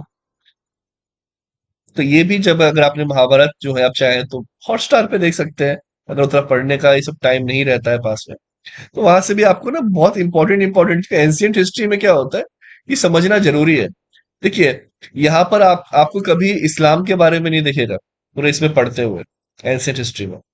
पूरे, या फिर हम कहें तो पूरे यहाँ पे ही ना क्रिश्चियनिटी के बारे में दिखेगा, ना पारसी रिलीजन्स के बारे में दिखेगा। क्यों? कि जो जो भी धर्म यहां से निकला है, जैसे बुद्धिज्म भारत से, जैनिज्म भारत से, हिंदुइज्म का है या फिर सनातन धर्म का है वो भारत से, इसीलिए इस पे स्टडी हुई है। आपको लगेगा कितना बुद्धिज्म जैनिज्म के बारे में पढ़ाया हुआ है, ये पढ़ाया हुआ है, फिर एकदम से लगेगा अच्छा बाकियों के बारे में उतना नहीं बताया हुआ है, ऐसा क्यों? क्योंकि हम इंडियन इंडियन की सिविलाइजेशन के बारे में जान रहे हैं। वो तो फिर हमें पता ही है कि हमारे पास जो है बाहर से आक्रमण हुआ, बाहर से आया, बाहर से अंग्रेज आए, कैसे कैसे सेटल हुआ, वो चीजें तो हैं। ये कैसे आया? ठीक है। तो ये काफी इंपॉर्टेंट हो जाता है, तो इसलिए अगर आपको ये सब थोड़ा रामायण रहे, महाभारत रहे, क्योंकि ये सब जब, तब ये मगध अंग, ये सब पढ़ने में ये नहीं लगेगा कि कुरु, है ना, तो कुरुवंश, ये आपको वहां पे हल्का हल्का समझ में ऐसे ही आने लगेगा। अब किंग जो है, authority of the rajan became more evident, इस टाइम पे ना जो है एविडेंट हो गए, पहले भी थे बट उतने नहीं थे। तो किंग एज्यूम टाइटल एकारत एंड सम्राट, अब इस तरीके के वो खुद टाइटल भी रखने लगे, एकारत, सम्राट। ठीक है। इसके बाद जो है आपका social stratification through the varna system became more established. ठीक है। तो सोशल स्ट्रेटिफिकेशन जो हुआ तो वर्ना सिस्टम ना और स्टैब्लिश होने लग गया कि ऐसा होना चाहिए, कैटेगराइजेशन होनी चाहिए, ब्राह्मणाज होना चाहिए, क्षत्रिय होना चाहिए, वैश्य होना चाहिए, शूद्र होना चाहिए। अब ये लेटर में आना चालू हो गया। क्यों? पहले तो भाई सबके पास पावर था, ये चीज थी। अब यहाँ पे लगा ना, अब जैसे कि एकारत टाइटल वगैरह ले लिया राजाओं ने, तो लगा ना कि यार हमारा भी ये वर्चस्व हमेशा रहे, हमारा अलग ही बन जाए, हमारे बच्चे और यही सब उनके बच्चे उन्हीं को मिलता रहे। एक लालच आ जाती है। अब अगर मान लीजिए कि किसी के पास ये है ब्राह्मणास, कि जो उनके पास वेद का नॉलेज है, ये तो भाई हमारे बच्चों के पास रहे, अगली जन्म वाले सब सुनते रहे। ओके, तो ये रहा तो वैश्य में। फिर बाद में रहा कि बाकी जो ऐसे काम है छोटे मोटे, जो कि उस समय के हिसाब से है बट जो सर्विस लेवल पे है, वो शूद्र को दे देते हैं, तो वो उसमें रहेंगे। एक डिवीजन आने लगा, ये शुरुआत होना, यहाँ पे शुरुआत हो गई। ओके। तो अगर कोई बोले कि भाई हमें वापस जाना है, तो बस हमें एक जो कुछ चीजें हैं यहाँ पे लिटरे वैदिक में जो हुआ है वो हटा देनी है, इसके बाद तो देखिए सब कुछ बहुत ही शानदार है। और ये लोगों ने यहाँ पर ये चीज की हुई। उपन्यास sacred thread were limited to the upper section of society. ठीक है, ये भी याद रखना है अभी। ये उपन्यास जो है ये सेक्रेट थ्रेड धागा है। This ceremony mark the initiation of education, मतलब ये थ्रेड बांधने के बाद अब अपना पढ़ाई लिखाई शुरू कर सकते हो। ठीक है। तो अब अगर इसमें क्या, फोर्थ वर्णा को यहाँ पे डिनाई कर दिया, शूद्र लोग नहीं कर सकते, ब्राह्मणा क्षत्रिय वैसे ही कर सकते हैं। तो बेचारों को वैसे ही आपने क्या किया, स्टडी से दूर कर दिया। कि नॉलेज का कितना इंपॉर्टेंस है तभी से हमें पता था। कितनी बड़ी बात है। इसके पहले भी जो इतने सारे जो वेद है ये है, ये समझ में आ गई सब कुछ नॉलेज से, तो यही पहले हटा दिया गया। तो आज भी मेरा यही है सबसे रिक्वेस्ट कि जितना पढ़ें वो इंपॉर्टेंट है। लाखों नहीं दे पाते हैं, इसलिए हमने यहाँ पे इनिशिएटिव रखा हुआ है। बट बहुत एफर्ट्स लगते हैं, सब कुछ लगता है आपके लिए जो कर रहे हैं। तो आपका भी काम बनता है ना कि अभी दोस्तों के साथ ये शेयर करें, बताएं उन्हें कि ज्वाइन करें। और कल होके अगर ये जो इनिशिएटिव है हमारा, जो यूपीएससी में प्रतीक सौरभ जब ने स्टार्ट किया, अब लोग जुड़ रहे हैं, है ना, साथ में टीम भी बन रही है, वो वेलफेयर कर पाएगा हर किसी को। क्योंकि अदरवाइज क्या होगा, चीजें ऐसे चलेंगी चलेंगी और खत्म हो जाएंगी, अगर वो फैलेगी नहीं तो, है कि नहीं? तो ये इंपॉर्टेंट है। तो आपसे भी रिक्वेस्ट रहेगी कि आप भी दोस्तों के साथ जो है ये सब नॉलेज रिलेटेड चीजें हैं, पढ़ने की चीजें हैं, तो आप भी वहां पर शेयर करें, कहें कि ज्वाइन करें। और यूपीएससी एक ऐसी चीज है ना, आप किसी से भी कहिए, हर कोई कहेगा कि मैं अपने बच्चे को एक बार यूपीएससी पढ़ाना चाहूंगा, बस बोलूंगा कि यार दिल से पढ़ लो, बनो ना बनो, इतना नॉलेज आ जाता है। History, geography, economy, current affairs, दुनिया को देखना सीख जाते हैं। आप सीख जाते हैं कि यूएस ऐसा क्यों कर रहा है, रशिया क्यों कर रहा है, ये वॉर क्यों हो रहे हैं, सब आपको क्लैरिटी होती है। हर एक चीज के बारे में आप जानते हैं। नए नए रिलीजन के बारे में भी एक लेवल तक की इंफॉर्मेशन हो जाती है। तो ये सब जो चीजें इतना इंपॉर्टेंट है। तो आपको अगर 5-10 हजार में, आप वैसे ही सोचिए, आप एक ग्रेजुएशन भी कर रहे हैं तो आपको कितना इतना क्या पढ़ाया जा रहा है वहां पर, नॉर्मल।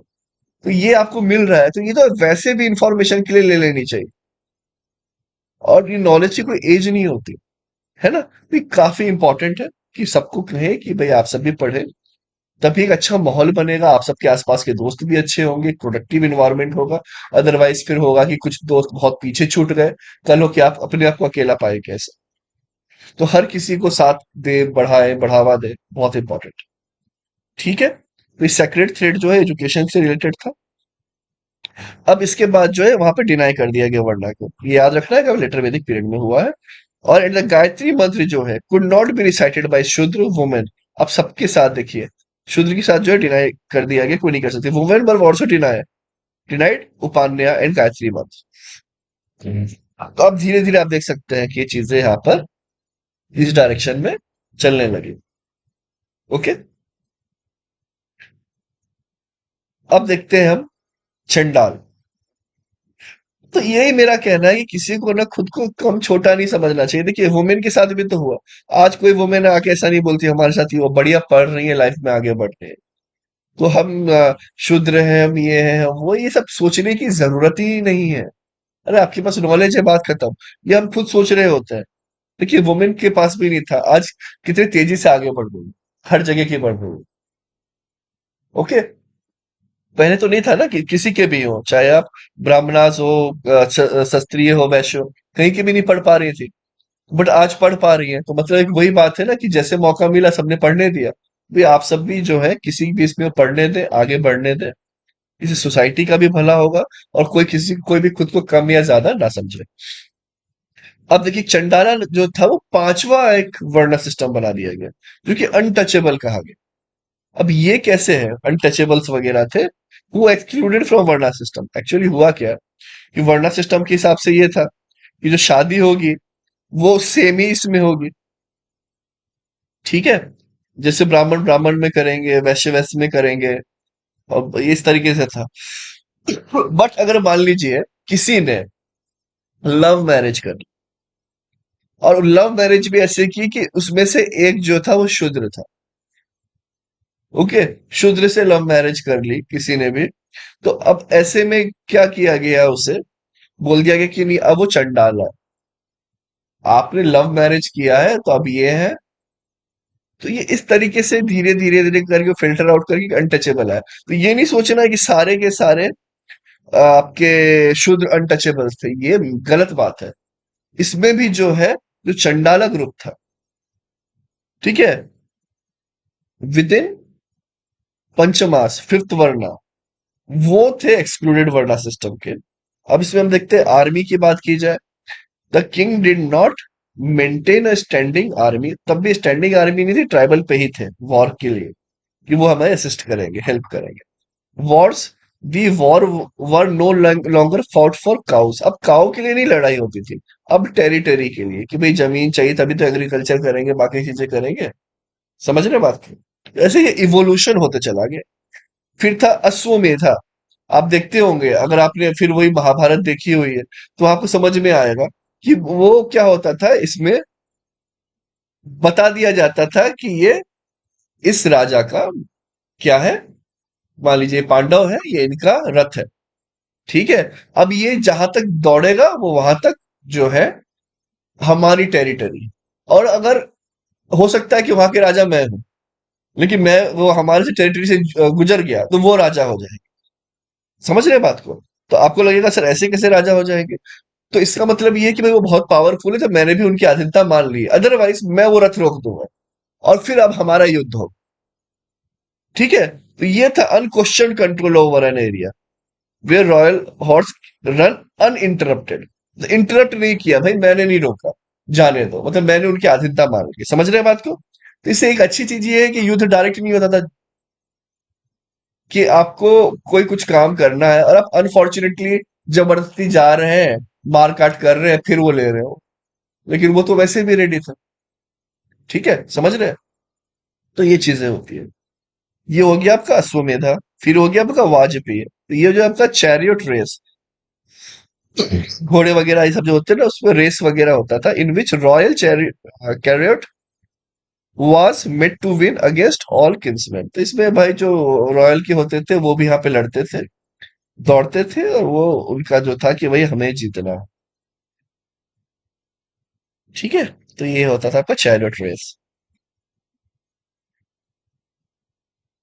राजसूय, तो ये royal consideration and confirm supreme power on the king. तो ये जो है सुप्रीम पावर थी किंग के पास। ठीक है। अब श्रुति और स्मृति।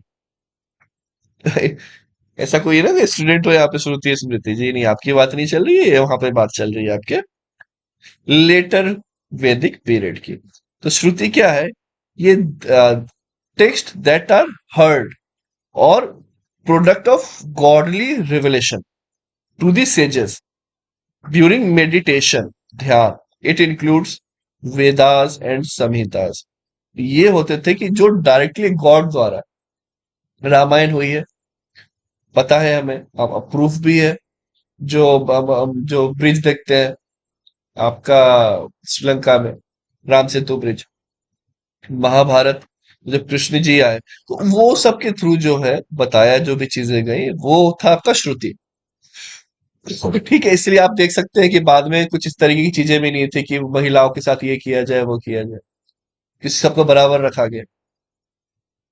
बट बाद में जो है क्या है, ये ड्यूरिंग मेडिटेशन अभी ध्यान के समय जो है, क्योंकि अब आप खुद सोच सकते हैं ना कि इतने ग्रह हैं, इतने सब कुछ है, कैसे पता चला? तो जब आप मेडिटेशन में होते हैं तो जो कहा जाता है कि जो आपकी आत्मा है इट कैन ट्रेवल, बॉडी ही बस नहीं कर पाती है ना।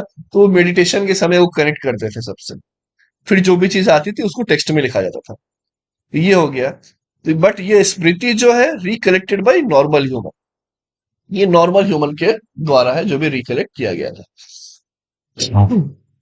Okay. Smriti recollected by normal human, ये आपको याद हो गया होगा। ये बहुत इंपॉर्टेंट, श्रुति और स्मृति। ये हो गया आपका वेदा संहिता, ये हो गया ये वेदांगना, उपवेद, उपनिषद, ब्राह्मणास, ये सब जो है ये आपकी स्मृति है। ठीक है। ये आपका डिटेल्ड कमेंट्री है, एक्सप्लेनेशन है। अब जैसे कि मानिए मैं एग्जांपल देना चाहूंगा कि for every action there is an equal and opposite reaction. ये गॉड की थ्योरी है, भगवान की थ्योरी है, वही तो हो रहा है, उसी हिसाब से बाकी चीजें आप देख रहे चल रही है। कि आप कस के अगर गुस्से में जाके दीवार पे मुक्का मारिएगा, दीवार भी उतनी कस के आपके हाथ में मुक्का मारेगा, आपको दर्द होगा। ठीक है।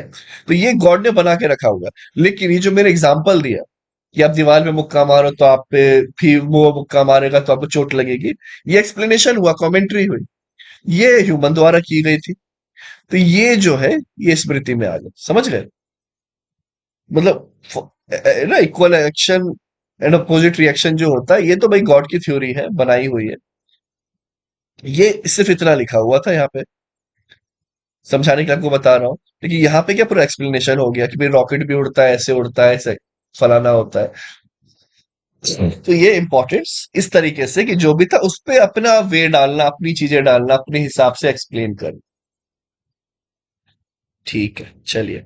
अब ऋग्वेद की बात करें तो ये ओल्डेस्ट सर्वाइविंग टेस्ट है पूरे यूनिवर्स का। ठीक है। जहाँ पे कॉन्सेप्ट भी है, ओरिजिन ऑफ यूनिवर्स, कितनी बड़ी बात हमने पढ़ा ही है ज्योग्राफी में, लेक्चर में जो है, उसके पहले लेक्चर में हमने देखा तो ओरिजिन ऑफ यूनिवर्स ही पढ़ा हुआ था। तो ये यहाँ पर ये चीजें हैं, एंड डिवाइडेड इनटू 10 मंडल्स, जिसमें कि जो कहा ना वहां पे पहले इस तरीके से कहीं बात ही नहीं थी। जो जो हम इसकी बात करते हैं डिवीजन की, कास्ट की, वो पहले नहीं था। बुक्स जो था सेकंड से लेके सेवन, 10 मंडल में, सेकंड मंडल से लेके 7 मंडल तक जो था, ये कंस्टिट्यूट द अर्लीस्ट सेक्शन। सबसे पहले ये आया था, आखिरी में आया है आपका फर्स्ट एंड 10। ओके, जिसमें कि वर्ना का कॉन्सेप्ट आया है, ये लेटर एडिशन है, बाद में आया, समझ रहे हैं बात को? तो ये आपको दिमाग में रखना है। और जो आठवां है वो मेनली था रिलेटेड टू कनवा फैमिली, ये जो कनवा फैमिली है ये उनके लिए था। और जो 9 है वो कंपाइलेशन ऑफ सोमा है। ठीक है, जो पोइट्री भी आपने पढ़ा है कि बहुत ही जो भी खूबसूरत चीजें जो होती हैं, नेचर, फूल, पत्ते, इन सबको देख के जो वो मन होता है ना, ये कविता लिखे, ये लिखे हैं, तो वो सब जो है यहाँ पर इसके अंदर है। तो ये ऋग्वेद हो गया। अब सामवेद, सामवेद जो है अर्लीस्ट बुक ऑन म्यूजिक। अब वो म्यूजिक में आया। सामवेद मीन्स मेलोडी, राग, रागिनी। ठीक है। These are poetic text derive from Rigveda, तो ऋग्वेद से डिराइव किया गया। अब जैसे कि मान लीजिए मैं एग्जांपल दे रहा हूं कि सत्यमेव जयते, है ना, ये सब मुकुंद उपनिषद में है, तो सत्यमेव जयते हमें पता है।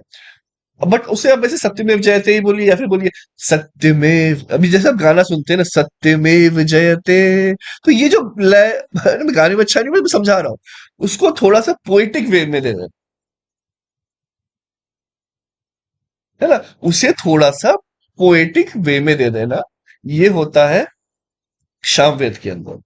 इट कंटेन्स फेमस ध्रुपद राग, तो जो कि तानसेन जिसके लिए फेमस है ना, वो किसमें है, सामवेद। ठीक है, वो जो है सामवेद में है। जो यजुर्वेद है वो कंटेन्स सैक्रिफाइसेस एंड रिचुअल्स। ठीक है, तो ये जो भी हम देखते हैं ना, सैक्रिफाइस करो, ये बलिदान दो, ये दो, रिचुअल्स, ये सब वहां पे आया है। ठीक है, compose in prose and poetry.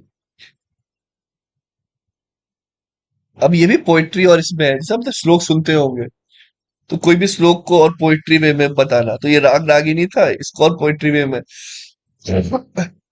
जैसे कि हम नॉर्मली भी बोल सकते हैं कि जय हनुमान ज्ञान गुण सागर, बट सर जय हनुमान ज्ञान गुण, तो ये जो है इस वे में जब हम बोल रहे हैं, तो ये पोइट्री वे में आ गया, तभी वो प्रचलन में भी है। हम देखते हैं आरती होती है, ये सब चीजें होती हैं, तो वहां पे आया है। जो रिचुअल्स है, रीति रिवाज है कि भाई इस तरीके से हमें पूजा करनी है, हमें जो है दिया दिखाना है, इसका ये मतलब है, उसका वो मतलब है ना, जो भी बड़े बुजुर्ग हैं उनके पैर छूने हैं, चरण स्पर्श करना है, तो सब एक रिचुअल जो है वो वहां पर आया है कि भाई हमें आशीर्वाद लेना है, तो हर एक चीज रिचुअल है। अब इसे बस ये नहीं ले लेके ना भाई कहीं पे जो है जैसे कि अथर्ववेद, रिचुअल ये हो गया, और अथर्ववेद में जो कंटेन्स मैजिक, जो ब्लैक मैजिक वगैरह जो होता है, तंत्र मंत्र, तो वो भी है इसके अंदर। तो अब हालांकि ये सब चीजों को जो है बैन किया गया कि नहीं भाई, ये सब चीज अच्छी नहीं है, पॉजिटिव चीज के लिए करो तो बात अलग है। इसे यज्ञ करते हैं भाई, हम बिल्कुल पूरी पॉजिटिव एनर्जी के साथ कोशिश करते हैं कि नहीं भाई वर्ल्ड कप में इंडिया जीत जाए, है कि नहीं। तो ये जो है वो पॉजिटिव एनर्जी है। बट मैजिक वाली बात कर, जो निगेटिव साइड जो जाता है इसका, जो तंत्र मंत्र जो होता है, जब देखते होंगे, तो वो वहां पर ये जाएगा, वो उसमें जाता है मैजिक में। बाकी जो है आपका charm, industry craft, catering, cures for disease, ये सब जो है अथर्ववेद में। तो देखिए बाकी चीजें अच्छी है, क्योर फॉर डिजीज, कि भाई कुछ ना कुछ कहीं ना कहीं यही से आपको समझ में आएगा, अब आयुर्वेद और बाकी चीजों का भी यहाँ से बाहर आना शुरू होगा। ठीक है, तो ये इंपॉर्टेंट हो गया। ऋग्वेद के बारे में आपने देख लिया, ओरिजिन वगैरह है, सामवेद में आपने देख लिया, थोड़ा मेलोडी वगैरह यहाँ पे डाला गया है, म्यूजिक, तो म्यूजिक अलग चीज है, पोएट्री अलग चीज है, समझ रहे हैं ना। तो वो ये यहाँ पे पोएट्री वगैरह है, रिचुअल्स वगैरह है, थोड़े सेक्रीफाइस वगैरह किए हुए हैं कि ये करिए। फिर यहाँ पे सेक्रीफाइस अगेन अलग चीज हो गई, मैजिक इस तरीके का जो है वो अलग हो गया, ब्लैक मैजिक का है जो पे, तो वो सब चीजें हैं जो इसमें आती हैं। तो ये भी इंपॉर्टेंट है कि भाई पूछ देता है प्रीलिम्स में, किसमें क्या आता है, नहीं आता है, याद रखना है। ठीक है, ऋग्वेद, सामवेद, यजुर्वेद, अथर्ववेद। उपनिषद, उपनिषद का मतलब होता है टू सिट नियर समवन। जैसे मानिए आप जो है अभी मेरा वीडियो यूट्यूब पे देख रहे हैं, चाहे कहीं से देख रहे हैं, या लिंक के थ्रू देखिए, आप कैसे भी देख रहे हैं, आप ऑनलाइन देख रहे हैं ना इसे। तो अब ऑनलाइन की जगह आप समझ जाइए कि आप, ये सब नहीं था ना पहले, तो आप मेरे साथ बैठे हैं, मेरे पास बैठे हुए हैं, और मैं आपको कहानी की तरह सब कुछ सुना रहा हूँ, समझा रहा हूँ, पढ़ा रहा हूँ। तो आप जो एक गुरु के पास में आप बैठे हुए हैं, to to sit near someone, और फिर आप उसे क्या है कि आप, they are recorded of philosophical dialogues. एक फिलोसफिकल डायलॉग की तो ये हम बात कर रहे हैं यहाँ पे, डिस्कोर्स बिटवीन टीचर और स्टूडेंट। आप भी जैसे कि बहुत बार होता है कि मुझे क्वेश्चंस करते हैं, है ना, या फिर बाकी मैडम के पास क्वेश्चन जाते हैं, या बाकी सर सबके पास क्वेश्चन जाते हैं कि क्या करना है, हम क्या करें, ऐसा करना सही रहेगा क्या, ये पढ़ना सही है। तो एक जो संवाद होता है, उस संवाद को जो है एक जगह नोट डाउन कर लेना। जैसे मानिए मैंने आपको पढ़ाया, तो मैं करंट अफेयर्स पढ़ाया, तो जब करंट अफेयर्स पढ़ा रहा था तो आपने पूछा कि सर क्या ये पढ़ना सही है, या फिर मैं साथ में ये भी पढ़ लूं, एक क्या न्यूज़पेपर पढ़ो, तो वहां पे फिर भाई जवाब जाता है सर का कि जैसे हमारी तरफ से कि जी नहीं, एक न्यूज़पेपर इंपॉर्टेंट है, टाइम ना मिले तो अलग बात है, बट उसे ऐसे आपको नेग्लेक्ट नहीं करना है। तो अब ये हो गया कि टीचर ने पढ़ाया पहले इस चीज को, उसके बाद जो है स्टूडेंट ने वो पूछा, फिर उसका ये उत्तर मिला कि नहीं ऐसे करना चाहिए, फिर प्रश्न फिर पूछा, फिर उत्तर मिला। तो ये जो चीज है ये उपनिषद में आता है, समझे? जो कि आप समझ सकते हैं डायलॉग बिटवीन, अगर मैं वन वे में बोलूं, dialogue between a teacher and a student, ये आपके उपनिषद में है। ओके, ठीक है। इसके बाद जो है आपका देयर आर 108 उपनिषद, 108 उपनिषद है, of which 13 are the most prominent. तो ये हमें इंपॉर्टेंट है, याद रखना है। जैसे मैंने कहा ना मुकुंद उपनिषद, इसी से तो निकला है सत्यमेव जयते। ये भी देखिए 2014 में पूछा था कि किससे निकला हुआ है, इंपॉर्टेंट हो जाता है। तो जो दारा सुको है, मुगल प्रिंस, उनने ट्रांसलेट किया था उपनिषद को पर्शियन में 1657 में, much before the colonial scholars develop any interest in ancient Indian literature।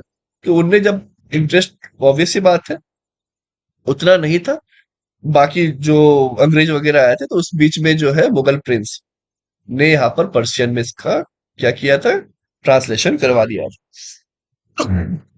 Dara सुको याद रखना है। वेदांता, वेदांता का क्या मतलब हुआ? These are the philosophical and spiritual traditions that involve from Upanishad. Upanishad से जो फिलोसफिकल और स्पिरिचुअल ट्रेडिशन है ना भाई, ऐसे करना चाहिए, नहीं नहीं ऐसे करना चाहिए, सुबह उठना चाहिए, जो भी बातें चल रही होंगी, ठीक है, उससे कुछ निष्कर्ष निकलेगा, बेस्ट पॉसिबल सॉल्यूशन। तो वही होगा कि the concluding part of the Veda, concluding part है, which signifies the final objective of Veda. समझ रहे हो? भाई हमने इतना वीडियो पढ़ा, हमने इतना लेक्चर पढ़ा, हमने ये किया, सब किया, हमने मेहनत की, हमने गलत डायरेक्शन पे जा रहे थे, हमने गाइडेंस लिया, सही डायरेक्शन पे गए। अब लास्ट में तो ये है ना कि हमें एग्जाम निकालना है, या फिर वो नॉलेज को हम अपने अंदर रिटेन कैसे रखें, या उससे हम अपने बिजनेस में कैसे लगाएं, हम उससे अपने लाइफ को सक्सेसफुल कैसे बनाए इसी नॉलेज के थ्रू। लोग पढ़ के सर डिप्रेशन में चले जाते हैं, मेरा क्या हुआ नहीं हुआ, बट ये नॉलेज तो है, इससे तो हम बहुत कुछ कर भी सकते हैं। तो एक वो हुआ कि इसका फाइनल ऑब्जेक्टिव क्या है, ये हाथ से चीज निकल के आई। Now it criticise sacrificial and ritual, तो ये आज की बात नहीं है, वेदांता में ही ऑलरेडी सैक्रिफाइस कर दिया गया है। ये मतलब ये क्रिटिसाइज कर दिया गया कि ये चीजें सही नहीं।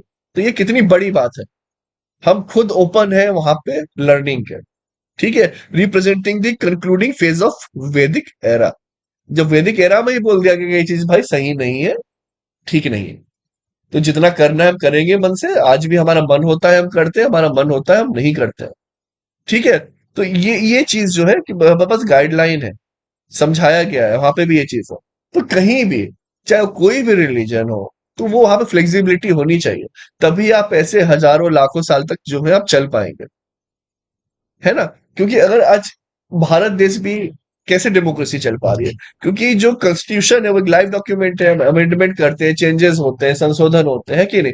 तो वैसे ही हर जगह जो है ये संशोधन होना जरूरी है, तभी वो चीजें जो है यहाँ पर चल पाएंगे, ठीक है। तो ये वेदांत है, काफी इंपॉर्टेंट हो गया, समझ में आ गया होगा वो उपनिषद वेदांत सबकी अपनी अपनी इंपॉर्टेंस क्या है, कैसे आया, क्या आया पहले, क्या आया बाद में, क्या आया, ये सीक्वेंस वगैरह, ठीक है।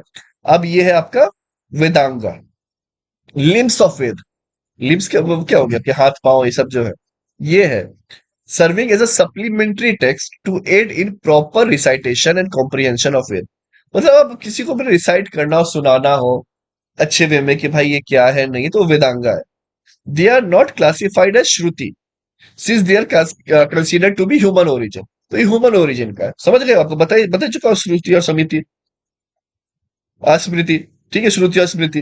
तो ये जो है आपका उसी के हिसाब से है, ये आपका हो गया वेदांगा, ठीक है। ये आपको समझना है, they are not classified as shruti, ठीक है, क्योंकि ये ह्यूमन ओरिजिन के हैं, नॉट रिवील्ड बाय गॉड है, सप्लीमेंट्री टेक्स्ट है ताकि आप समझ सके। ओके, ठीक है।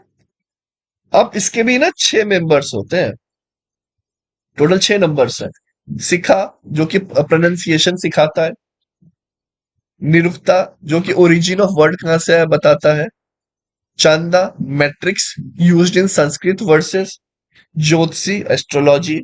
व्याकरण, Sanskrit grammar. Kalpa, knowledge of rituals, dharmasutra, ये सब जो है वेदांग है, इसके अंडर में आता है, यहाँ से सीखते, तो ये आपको याद रखना है। ठीक है, मैच द कॉलम या कहीं पे भी ये पूछ दिया जा सकता है। ओके, तो चलिए ये हमारा जो है यहाँ पे कवर अप हो गया है। बाकी जो बैचेस हैं इसके बारे में आप बाकी जगह भी बता सकते हैं, और अगर किसी ने ज्वाइन नहीं किया तो ज्वाइन डेफिनेटली कर सकता है। ओके, यहाँ पे इसके बारे में सारी इंफॉर्मेशन दी हुई है। ठीक है, चलिए एक बार हम रिवाइज फिर भी फटाफट कर लेते हैं 5 मिनट के अंदर। हमने उपनिषद पे देखा अभी, वैदिक जब स्टार्ट किया तो यहाँ पे हमने देखा कि 1500 से लेके 600 बीसी के बीच में है। और ये जो है आपका अर्ली वैदिक था, इसके बाद लेटर वैदिक आया है। यहाँ पे जो कहीं कहीं भी जो है, वैसे ऋग वैदिक जो था काफी इक्विटेरियन सोसाइटी की बात करता था, यहाँ पर कोई इश्यूज नहीं थे। अब बाद में जो अलग अलग थ्योरी आई आर्यंस के लिए भाई, बाकी क्योंकि अंग्रेज चाह रहे थे कि बोला ना जैसे कि फुफा के ताऊ का चाचा के मामा का बेटा है, तो वो एक फील हो कि यार ये ना हम एक ही है, उसके लिए यहाँ पे थ्योरी जो है बनाई गई, अगेंस्ट थ्योरी। फिर बाल गंगाधर तिलक ने थ्योरी दे दी रेफरेंस वेदा का देके। इसके बाद जो है आपका इंडियन थ्योरी भी आया, है ना, सप्त सिंधु वगैरह जो है, यहाँ से ये सब चीजें निकल के आई कि भाई हम यहीं से हैं। फिर अर्ली वैदिक पीरियड जो है, वहां पे अलग अलग चीजें में पता चली कि हाँ इस तरीके से ट्राइबल किंगडम्स था, कौन कौन से एरिया वहां पे इसमें आया करता था। बाकी हमने रिवर्स वगैरह के भी बारे में पढ़ा,